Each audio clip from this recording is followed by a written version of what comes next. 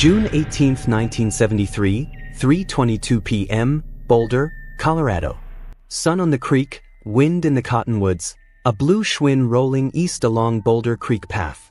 At the pedestrian bridge near mile 2.4, a dispatcher records, Unit 2 Charles 17 clear, 1534, routine. A nurse named Elaine Porter leaves Boulder Community Hospital at 3:10, turns on Spruce, slips to 17th, drops to the path. 12 minutes, 2 turns, 1 bridge. Then nothing. What happened to Elaine Porter? 30 years later, a different entry in a different log will change everything.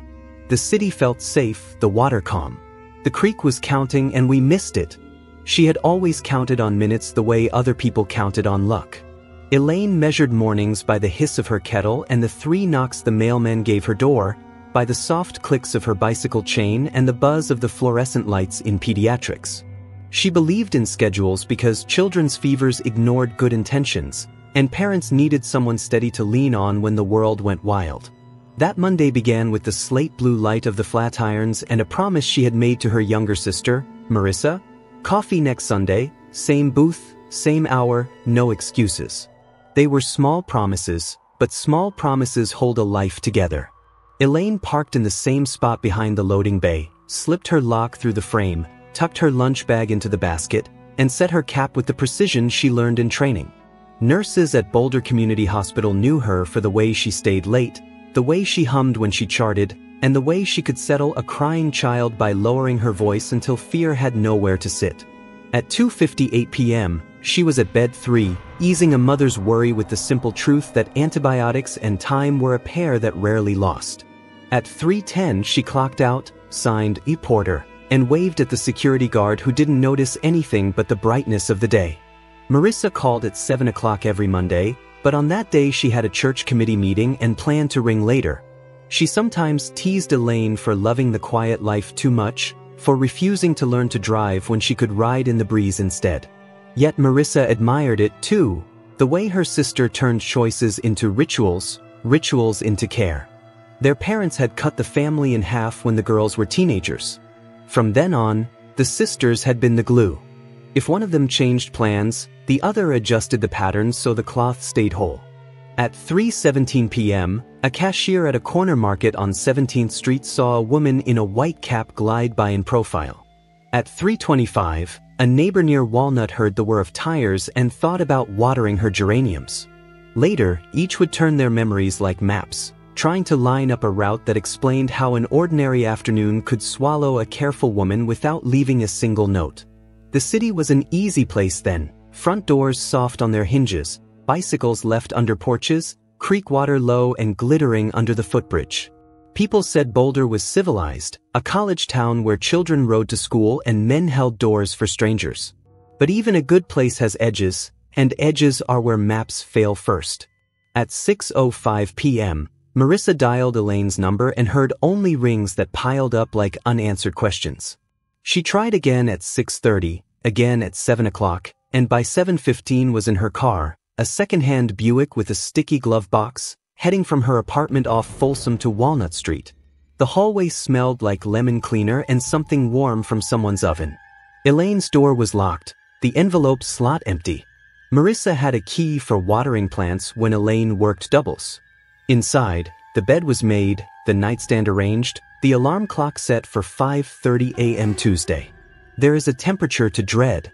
It arrives when a home looks exactly as it should, and the person who keeps it that way does not return. She called the station. Desk sergeant, a tired voice. Adults said. Maybe she met someone. Maybe she needed air. Maybe. Marissa had no patience for maybes that required her sister to become someone she wasn't. Elaine did not leave people dangling. She did not skip shifts. She did not break promises that anchored other people's lives. She rides the creek path, Marissa said. Spruce to 17th, down at the pedestrian bridge, Walnut home. She's predictable. That's the point. Wait 24 hours, the voice said, the way someone brushes crumbs off a desk.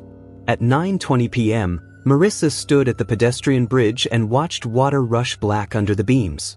The air cooled fast, and June gave way to the kind of mountain night that nips at your knuckles first.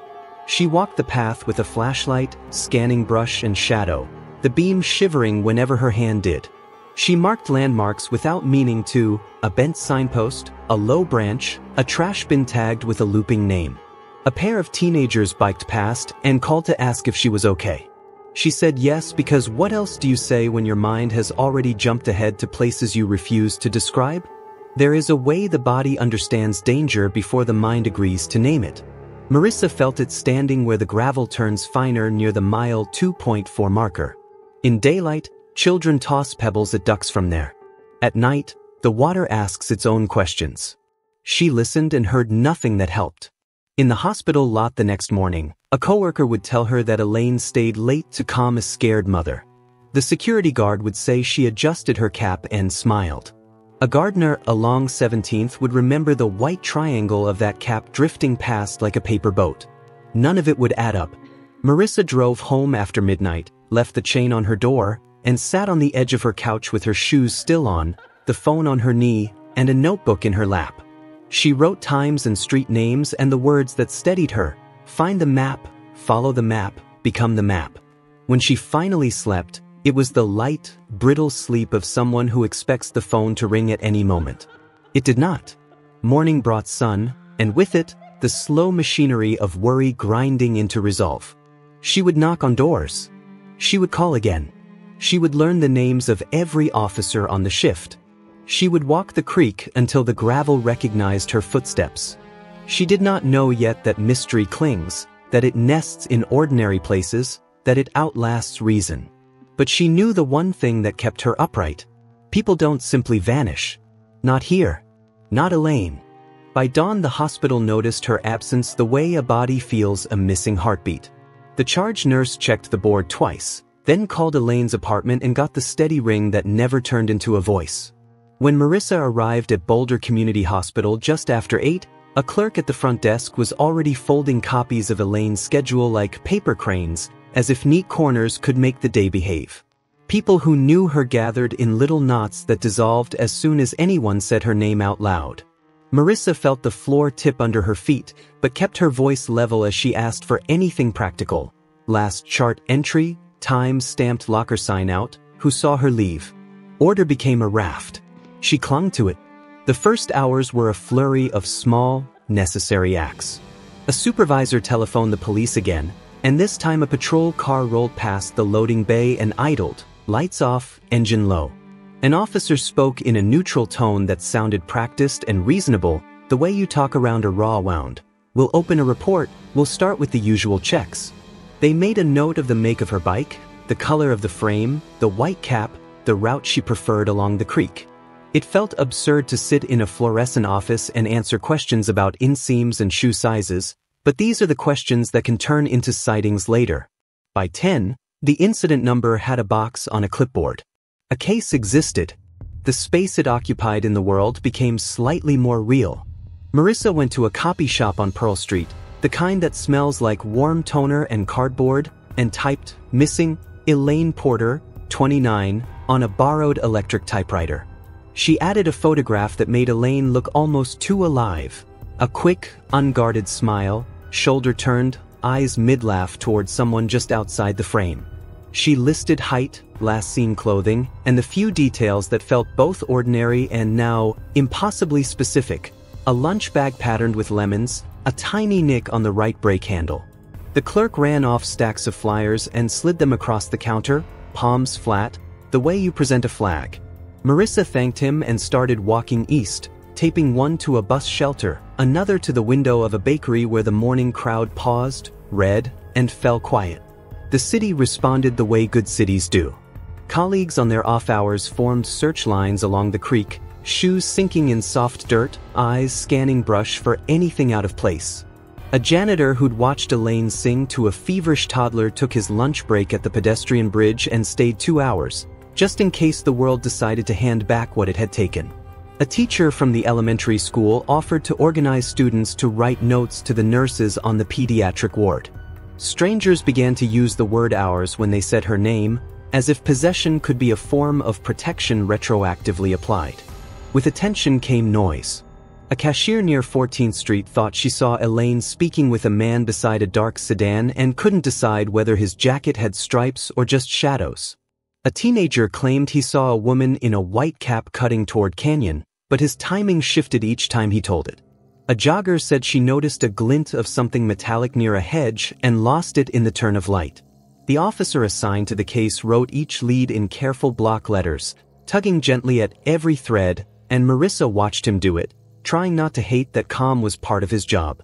She learned the rhythms of police language quickly, how "we'll follow up" could mean tomorrow or never, how credible and interesting were not synonyms. She kept Elaine's apartment as if Elaine might come back needing order to walk into. She watered the philodendron, poured out the old coffee grounds, folded the dish towel over the stove handle just the way Elaine had liked it, even though liking had nothing to do with this. She opened drawers without rifling, not because she expected a note but because standing still felt like failure. When she returned to the street, the flyers were already softening at the corners under the day's heat.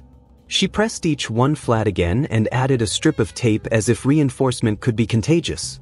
By afternoon, a reporter from the local paper called to ask if Marissa would talk about her sister.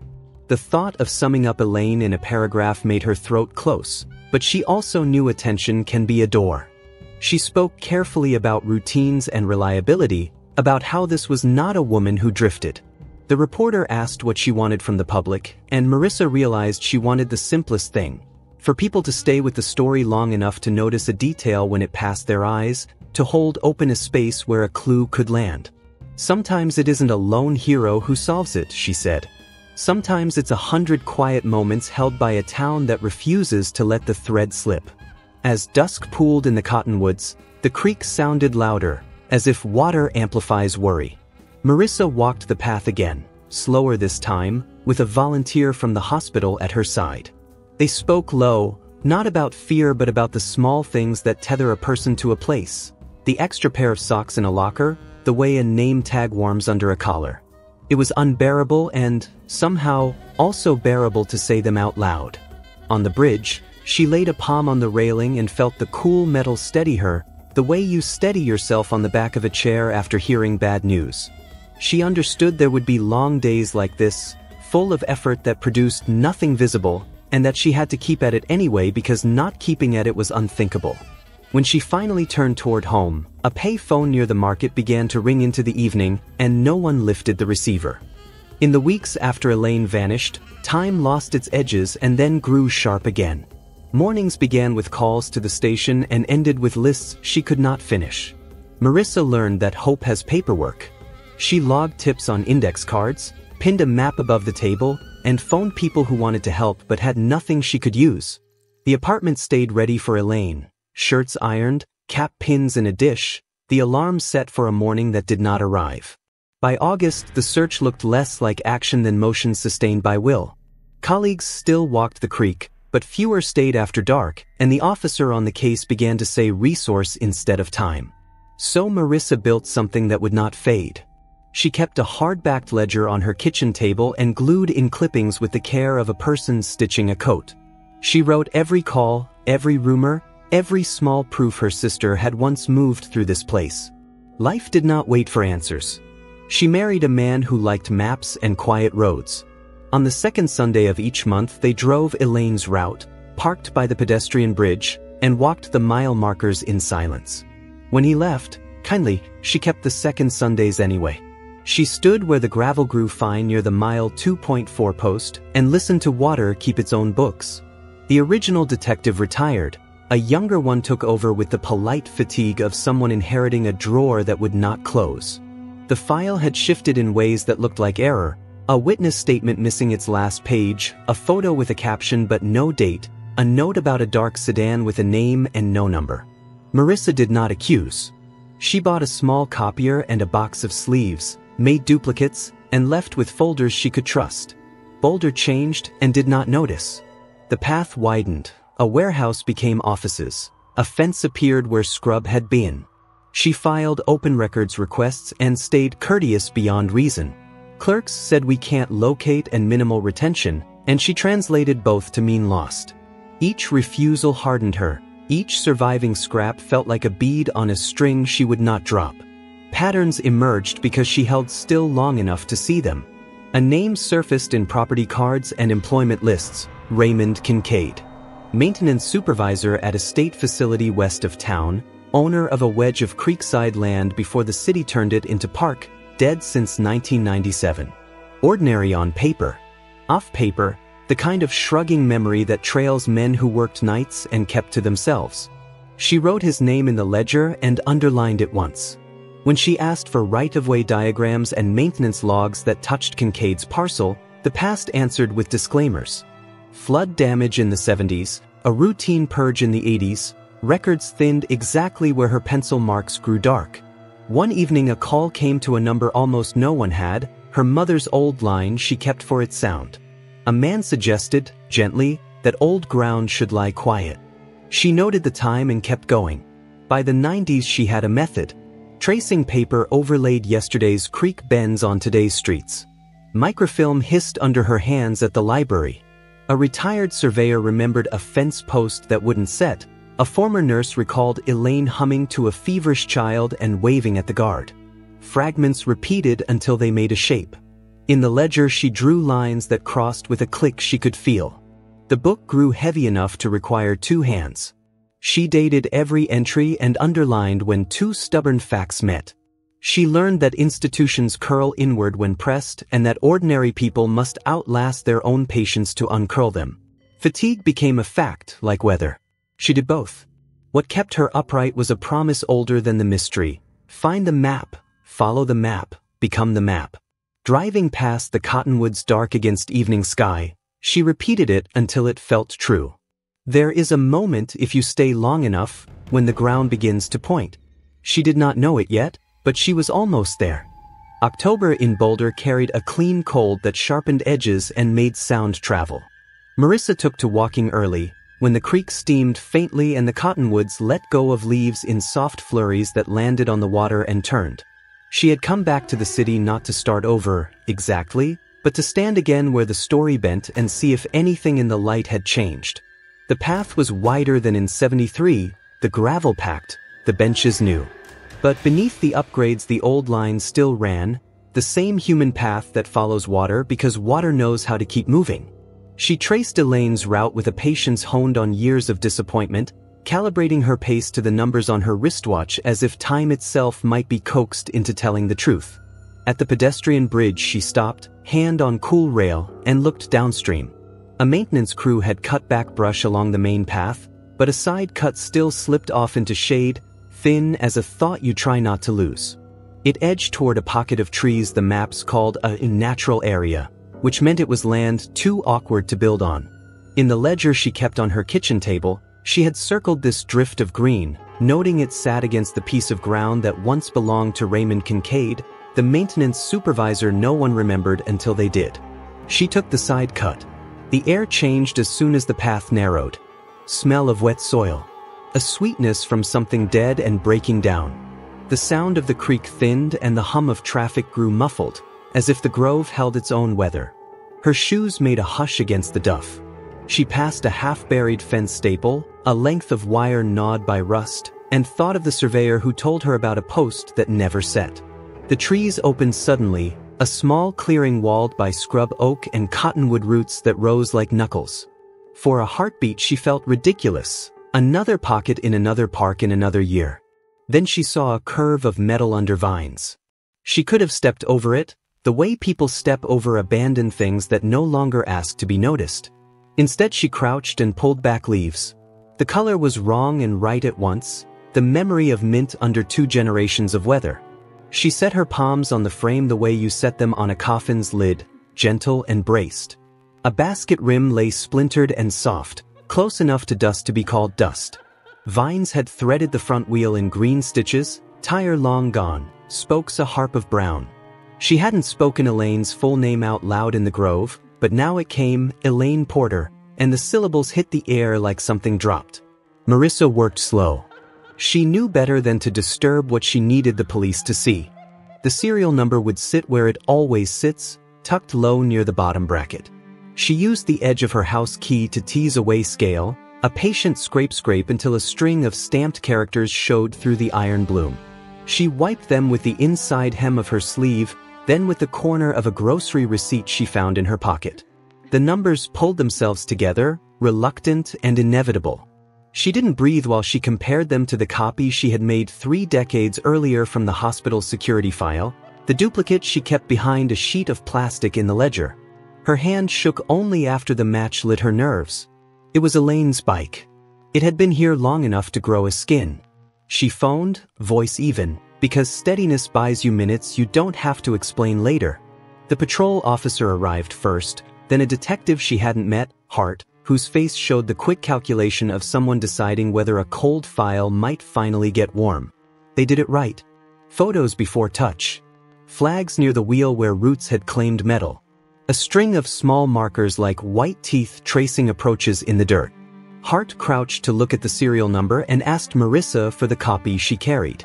When their eyes met over the 2 matching strings, something like respect passed between them, thin and bright. The team expanded the circle and found the outlines of what had stood here a lifetime ago. Foundation footings, not much, but squared enough to tell you it had once been a shed or small outbuilding. A scatter of corroded bolts, a hinge plate, a fallen nail had the color of old pennies. The detective marked a grid and had the text sweep with a detector, cautious arcs that sang soft when they passed metal. At the back corner, where the ground dipped and the soil turned a darker shade, the wand piped and held. They lifted leaf litter with brushes, then troweled down as if they were working history instead of a crime scene, and maybe they were both. The tech's gloved hand came up with a rectangle, dirt-caked and reluctant to be named. Not a toolbox, smaller. She could see the shape even from where she stood, shoebox size, the latch stilled by time, the seam packed tight. No one said anything for a beat. The creak kept talking, which felt wrong and also exactly right. Hart nodded, and the tech placed it on a tarp, eased the latch, and waited for the camera to catch up. Marissa did not step closer. She stared at the box and thought of all the rooms she had cleaned and kept ready, the coffees never poured, the costumes of ordinary life waiting on hangers for the person who never walked back into them. She thought of how the ground sometimes keeps what people cannot. The lid lifted with a whisper, and every breath in the clearing seemed to hold itself. And then the ground offered up a box no one expected. They cataloged what the ground had guarded with the care of people lifting glass. Inside the metal box lay a neat stack of driver's licenses sealed in old plastic sleeves, faces of women in their 20s and 30s staring up with the bright, unfazed gaze of people who still believed days would line up. The dates ran from 1966 to 1975. Beneath them were photographs printed on fiber paper, the kind that curls as it ages, shot from angles that made the subjects look surveilled. A woman unlocking a bicycle near the hospital, another stepping off a curb by the creek, another in profile through a bus window. On the back of several, a cramped hand had written months and times. June 16, 1973. 15:12. Wait until shift change. Marissa's breath went thin. In the third small stack, a hospital name badge with the letters mostly worn away caught the light at a slant. The pin back was bent, as if it had been pulled hard.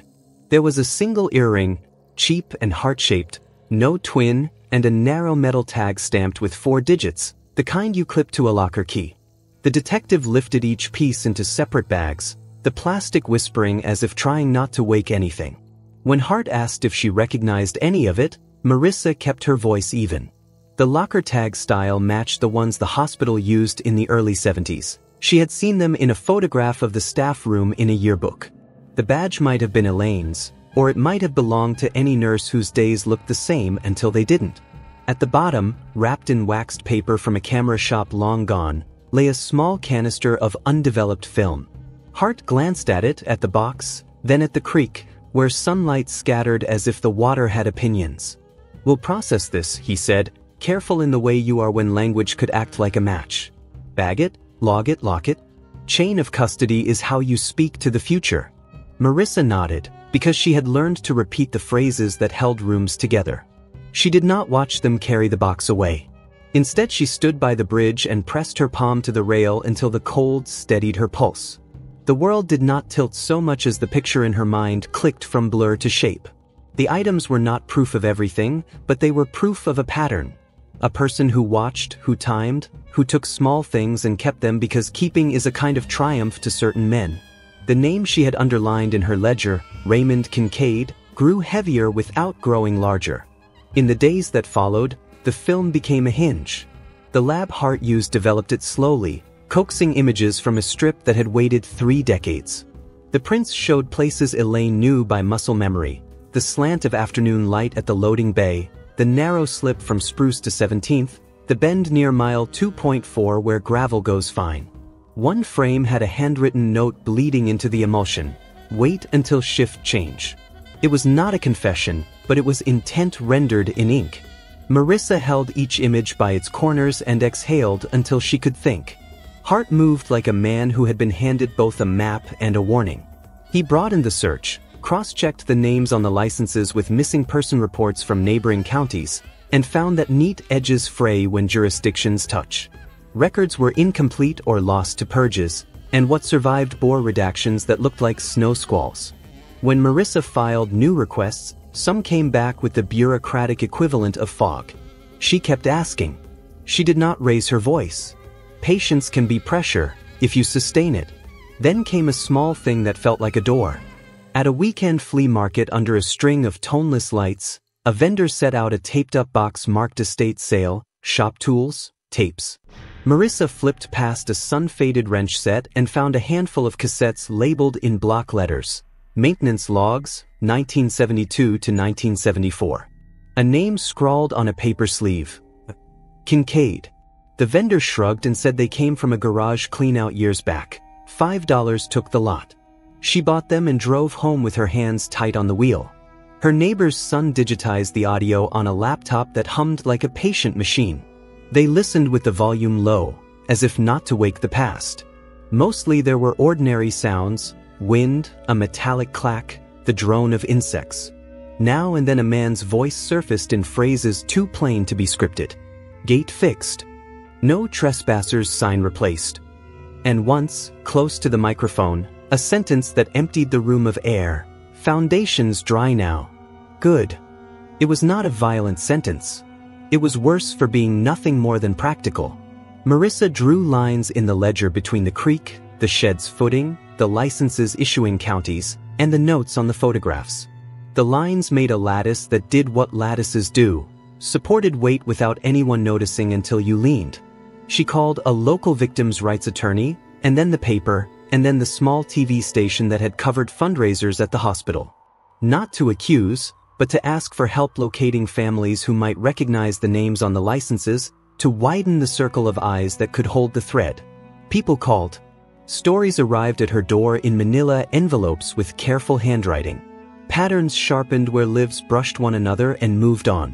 When the first official pushback came, soft, reasonable, warning her not to speculate publicly and to let the process work, Marissa felt the old anger stir and then settle into something cooler. She understood now that truth is a crowd effort, and that crowds unsettle rooms where power likes to hear only itself. She was not reckless. She was relentless. Elaine deserved at least that much. The last envelope of the week slid under her door at dusk and carried a copy of a map with a penciled X outside the grid. The photocopy was on thin paper that felt like it would tear if you breathed wrong. A decommissioned utilities map, surveyed in the 70s, its legend smudged by time. Someone had penciled an X just beyond the park boundary where the creek bent and the grid of city streets gave up. No return address, only a postmark 2 days old and handwriting that leaned forward as if in a hurry. Marissa stared at it under the kitchen light until the lines separated into cents. She called Hart, and his voice did that careful, level thing it did when the ground shifted. They met at dawn. The spot was harder to reach than it looked: a sloped wedge of ground past chain link and a leaning sign that once warned employees only. The creek sounded near but not visible. Cottonwoods stitched the sky with bare branches. Hart paced the area the way you pace a memory you're trying to pin to a specific hour. The text set a grid and walked it with the detector in slow arcs that made a soft electronic hum rise and fall like a hand over a wound. It chirped once and then again, a little brighter near a patch where the soil ran darker under last year's leaves. They brushed back earth the way you brush dust from a photograph and lifted out a small coffee tin dented along one side. Inside lay a ring of keys that no longer fit anything, a brass bus token with the year worn shallow, a crushed camera filter like a black coin, the stamped end of a locker key tag with 2 digits barely legible. No bodies, no violence, nothing that could be called an ending. But the pieces held together the way lattice holds a vine. The tin matched the kind of container men used to keep in sheds. The token placed a habit in time. The filter suggested a photographer who carried spares. It wasn't proof you could prosecute. It was proof you could say a pattern out loud without apologizing for it. Afterward, the investigation did what investigations do when they meet the limits of death and time.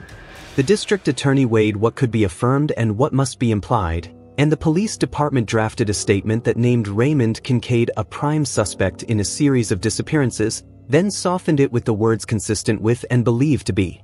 Families whose names had sat on licenses in a metal box came forward, and grief unfolded itself into the air with weary clarity. The official record changed from nothing to something, and you could feel the shift. A cold case cracked open not by a confession but by insistence, patience, and an ordinary woman who refused to stop walking a creek. There was pushback, of course. Institutions prefer a tidy narrative or none at all. Files, when searched, were found missing or misfiled. Retention policies turned out to be a shape-shifting thing, strict when it was convenient and lax when it was not. But another current moved beneath that one. A captain at the department announced a dedicated cold case unit and invited an outside review. The city clerk's office undertook a full records audit and began training staff on open records law with the zeal of people who have been embarrassed in daylight and decided to fix it. The hospital, without fanfare, established the Elaine Porter Nursing Scholarship and hung a small brass plaque on a bench near the mile 2.4 marker where the gravel goes fine. The inscription made Marissa put her hand on the wood the first time she read it, for those who stayed late and kept their promises. None of this brought Elaine back. None of it answered the hour-by-hour question of June 18, 1973 in the way a courtroom would. Kincaid had died in 1997. Even had he lived, some statutes would have been spent, some evidence spoiled by weather and time. Hart said it plain on a gray afternoon by the creek. Sometimes justice is the truth said in public where it can be heard. It did not feel like enough. It felt like the only honest thing left to do. Marissa took the ledger down from the table for the first time in years and put it on a shelf within reach instead of within sight. She wrote letters to the families whose names she had learned through licenses and phone calls, careful, spare notes that did not promise closure but offered presence. She showed up at city meetings where policy has the color of paper and spoke in the first person about what happens when a file goes quiet. She walked the creek not as a penance anymore but as a route she shared with a woman who had kept a city's children calm on hard days. When the wind came off the water, she could almost hear the hum Elaine used when she charted, the one that made a room remember its own warmth. On the anniversary, she placed a small jar of wildflowers on the bench and sat long enough for her hands to cool on the plaque. She had learned that love is a long practice that doesn't end when the person does. She had learned that communities can be taught to hold a line, that records and benches and scholarships are not consolation prizes but ways of standing guard. She had learned that the truth can feel like a door you open onto a room that needs sweeping every day. She stood, and the creek kept going, and that, too, felt like a kind of promise. What endures is simple: persistence, good records, and neighbors who pay attention. Tell someone your route. Keep asking for the file. Refuse easy rumors. When institutions stall, stay patient and loud. We owe one another the work of not letting mysteries swallow people whole.